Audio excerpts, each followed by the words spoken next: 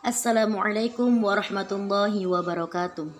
Alhamdulillahi rabbil alamin wa bihi nasta'in wa ala umurid dunya waddin wassalatu wassalamu ala asrafil anbiya'i wal mursalin wa ala alihi wa sahbihi ajma'in, amma ba'du. Yang terhormat kepada Ibu dosen pembimbing mata kuliah Studi Teologi Islam Dr. Ita Rahmania Kusumawati SS SSI MA, dan tak lupa kepada teman-teman yang insya Allah dirahmati Allah. Puji syukur marilah kita panjatkan kehadirat Allah Subhanahu wa Ta'ala, yang mana kita telah diberi kesehatan sehingga kita dapat berkumpul pada siang hari ini dalam forum perkuliahan dengan keadaan sehat walafiat. Salawat serta salam tetap tersanjungkan kepada Nabi besar Muhammad SAW, yang mana telah membawa kita dari zaman jahiliyah, dari zaman kebodohan menuju zaman yang terang benderang, yakni seperti yang kita rasakan pada saat ini. Baiklah, di sini saya akan mempresentasikan makalah studi teologi Islam saya dengan judul Aliran As-Sufiyah atau Sufisme. Untuk yang pertama, yaitu pembahasan yang pertama, yaitu sejarah pertumbuhan aliran As-Sufiyah atau Sufisme. Dalam materi sejarah pertumbuhan aliran As-Sufiyah, di sini terdapat dua subbab, yakni yang pertama pengertian Sufisme. Pengertian Sufisme atau As-Sufiyah, pengertian As-Sufiyah atau Sufisme yang dalam bahasa Inggrisnya yaitu Sufisme, yang dalam bahasa Arabnya yaitu tasawuf. Pengertian tasawuf atau Sufisme atau As-Sufiyah di sini yakni adalah menjernihkan akhlak, menyucikan jiwa, dan membersihkan diri secara zahir dan batin, sehingga kita dapat mendekatkan diri kepada Allah untuk mendapatkan kebahagiaan yang abadi. Namun pengertian Sufisme sendiri tidak hanya sebatas menyucikan diri atau mendekatkan diri kepada Allah. Banyak yang berpendapat, yaitu seperti ulama-ulama sufi ataupun ulama-ulama lainnya yang berpendapat bahwa pengertian sufi itu sangat luas, yakni ketika semua pengertian menurut ulama masing-masing itu kita pahami dan kita simpulkan, itu tetap menjadikan kesimpulan yakni mendekatkan diri kepada Allah untuk mendapatkan kebahagiaan yang abadi. Mungkin itu pengertian dari As-Sufiyah atau Sufisme atau tasawuf. Jadi Sufisme adalah bahasa Inggris, tasawuf adalah bahasa Arab, dan As-Sufiyah yang biasa kita sebut dengan bahasa kita atau bahasa Indonesia. Untuk yang selanjutnya, subbab yang kedua yakni landasan lahirnya As-Sufiyah atau Sufisme. Landasan utama lahirnya aliran As-Sufiyah ini yakni Al-Quran dan hadis. Yakni ketika ada beberapa ayat dari Al-Quran yang menerangkan tentang kehidupan di dunia itu sangatlah fana atau sangat sebentar atau tidak akan kekal. Jadi kehidupan yang kekal itu hanya ada di akhirat. Ketika ada ayat ini, maka lahirlah sebuah aliran yang bernama As-Sufiyah atau Sufisme. Oleh karena itu, sesuai pengertiannya yaitu mendekatkan diri kepada Allah agar mendapatkan kebahagiaan yang abadi. Karena kebahagiaan yang abadi itu tadi ada di akhirat. Karena itu lahirlah sebuah aliran yang bernama As-Sufiyah. Baiklah, untuk yang selanjutnya yaitu poin yang B, yakni sejarah perkembangan aliran As-Sufiyah atau Sufisme. Dalam bab sejarah perkembangannya terdapat 4 perkembangan, yakni yang pertama adalah Sufisme awal. Sufisme awal itu yakni pada zaman Rasulullah yang sudah mulai atau sudah ada sejak awal abad 2 Hijriah, yang dimana disebut tumbuhnya aliran sufisme ini ketika banyaknya seseorang yang sudah mulai meninggalkan dunianya dan mulai mengejar akhiratnya. Dan di sini juga sudah dicontohkan sendiri oleh Rasulullah langsung bagaimana ketika harus mengejar akhirat untuk meninggalkan dunia. Untuk perkembangan yang selanjutnya yakni sufisme ortodoks, yakni sufisme pada zaman sahabat. Sufisme pada zaman sahabat ini ketika periode di mana menjadi periode dalam sahabat hidup. Jadi ketika pada periode sahabat mereka hidup bertasawuf sesuai dengan tuntunan Rasulullah.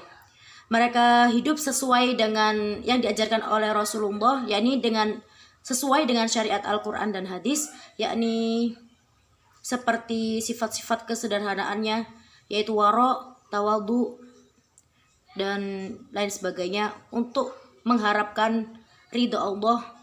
Itulah yang dilakukan oleh para sahabat. Untuk yang ketiga, poin yang ketiga yaitu sufisme teosofi. Sufisme teosofi yakni pada zaman masa tabi'in. Pada zaman masa tabi'in ini cukup lama tersebar, karena ketika pada zaman sahabat sudah berganti kepada zaman tabi'in. Pada zaman ini termasuk sangat pesat, termasuk sangat mulai ramai perkembangan aliran as-sufiyah, di mana pada fase ini ditandai dengan masuknya unsur-unsur filsafat ke dalam sufisme atau as-sufiyah. Jadi ketika pada zaman sufisme teosofi ini sudah kelihatan sudah banyak perkembangan untuk aliran sufisme sendiri. Untuk yang keempat yaitu pada zaman neosufisme. Neosufisme adalah zaman ulama sufi, yakni ketika setelah zaman pada masa tabi'in, kemudian pada zaman ulama sufi. Ketika pada zaman tabi'in sudah mulai berkembang dengan pesat, zaman ulama sufi tinggal meneruskan saja. Jadi pada zaman ini dibilang sudah segolongan ahli sufi. Jadi ahli sufi itu sudah sangat pesat dan menjadi sangat banyak. Jadi dengan aliran pada zaman ini disebut dengan zaman neosufisme. Dari perkembangan keempat tadi, dari pertama sufisme awal, sufisme ortodoks, dan sufisme teosofi, dan neosufi tersebut semua sudah ditelaah oleh seluruh ulama-ulama sufi. Jadi ketika dari zaman ke zaman, perkembangan zaman satu ke zaman kedua, zaman ketiga, dan zaman keempat, semua telah ditelaah dan dikoreksi oleh ulama-ulama sufi, yang dimana dari mulai perkembangan awal hingga perkembangan selalu perkembangan berusaha untuk menyempurnakan kekurangan yang ada pada aliran as-sufiyah. Oleh karena itu, perkembangan dalam aliran sufisme atau as-sufiyah atau tasawuf ini selalu menjadi lebih baik. Lanjut untuk bab selanjutnya, yakni pokok-pokok ajaran aliran as-sufiyah atau sufisme atau tasawuf. Dalam pokok-pokok ajaran aliran as-sufiyah ini terdapat 3 pokok ajaran, yakni yang pertama adalah tasawuf akhlaki. Tasawuf akhlaki di sini tentang ilmu jiwa atau kepribadian seseorang, yang dimana ketika pokok ajaran tasawuf ini diarahkan untuk menjadi manusia yang bersih jiwanya dalam rangka untuk mencapai tujuan mendekatkan diri kepada Allah. Yang dimaksud dengan akhlak seseorang yakni seperti yang diajarkan pada Al-Quran dan hadis, yakni seperti ajaran zuhud, taubat, tawakal, sabar, mahabbah, dan ridho kepada segala ketetapannya Allah. Yang dimaksud dengan akhlaki adalah seperti itu, yang seperti tadi. Untuk memperbaiki akhlak manusia, maka tasawuf ini menyesuaikan pokok ajaran tasawuf ini menyesuaikan dengan bagaimana agar manusia ini akhlaknya menjadi kepribadian yang baik. Untuk pokok ajaran yang kedua yakni tasawuf amali. Tasawuf amali yakni dengan tasawuf dengan amalan-amalan yang sudah diajarkan oleh ulama-ulama tasawuf sendiri, yakni amalan-amalan dan ibadah dengan membagi ajaran kepada ilmu lahir dan ilmu batin, yaitu ajaran yang pengamalannya mengandung arti lahiriah dan mengandung arti batiniah. Untuk pokok ajaran yang ketiga yakni tasawuf falsafi atau yang dimaksud dengan tasawuf tentang metafisika.